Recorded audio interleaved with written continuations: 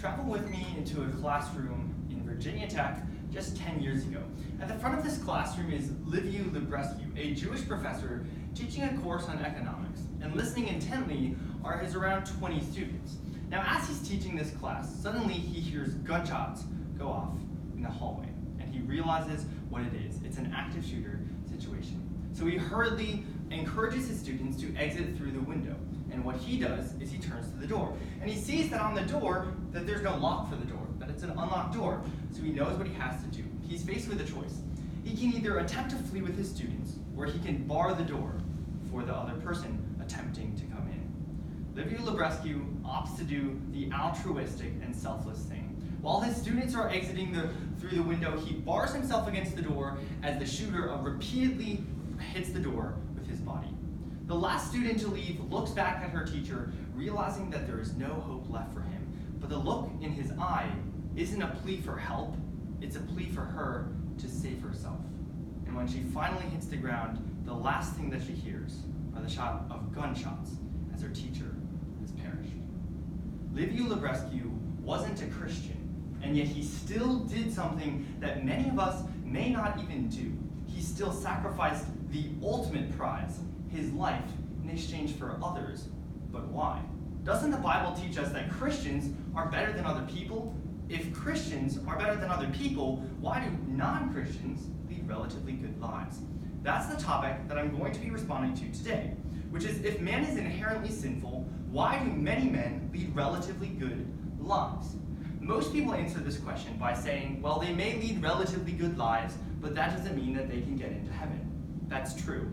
But that doesn't really answer to the question, because the question isn't saying, why do people not get accepted into heaven? The question is saying, why do they lead relatively good lives? And so Isaiah 64:6 says, even our righteous acts are considered filthy rags. We have to ask the question, why? How is it that these people who are created sinful, who are not even Christians, can lead relatively good lives? I'm going to give you three main reasons, or other rewards or other motivations for doing good, before I talk about the two impacts that it has on us today. The first potential reward, or the first potential motivation, is emotional rewards. This would be like if you help someone do their dishes, and doctors refer to this as the helper's high, meaning that we do things so that we can get some kind of good reward for ourselves. It's an emotional reward. We feel good about it. And in Mr. Librescu's case, perhaps he did this because he didn't want to have guilt.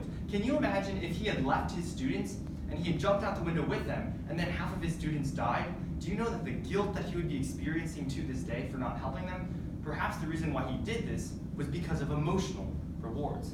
The second possible motivation is social rewards. For example, why do philanthropists donate to charity? Perhaps it's so that they can have a good reputation, so that their peers see them as a very altruistic and a selfless person. And the third possible motivation or reward is physical reward. So this could be in the form of money, or in the case of NCFCA, it could be in the form of trophies. This would be like if you are acting nice to somebody so that they'll judge you in a round and give you high speaks so that then you can win the round and get a trophy at nationals. That would be another selfish reasons. Simply because we do selfless things doesn't mean we have selfless intentions. And sometimes, as the Bible notes, even our righteous acts are like filthy rags. So the question that we have to ask ourselves is why, and what can we do about it? There are two impacts that I want to leave you with. The first impact is to consider your motives, and the second impact is to do better than others. So let's talk about the first impact that this has on our lives today. The first impact is to consider our motives. As Christians, we are taught that we will enjoy something in the afterlife. There is a reward in sight. And John Piper explains this in his book, Desiring God, that there's nothing wrong with finding pleasure in God. After all, God is the highest reward. The problem is when we seek happiness in things other than God. When we seek emotional rewards, physical rewards, or emotional rewards, social rewards, or physical rewards. And in those instances, when we're not seeking God, we're asking for gold and silver from God. And in John Piper's words, instead of asking for gold and silver from God, God should be our gold and silver.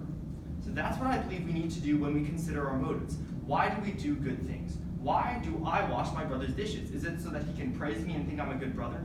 Why is it that I don't talk back to my mom? Is it so that I don't feel guilty about it afterwards? Or why is it that I compete in NCFCA? Is it to get a trophy so that my friends think that I'm a good person because I do apologetics, we have to consider our motives. And if our motives are to get earthly rewards, like emotional, physical, or social rewards, then perhaps we're not doing these for God. So I'd urge you to consider your motives.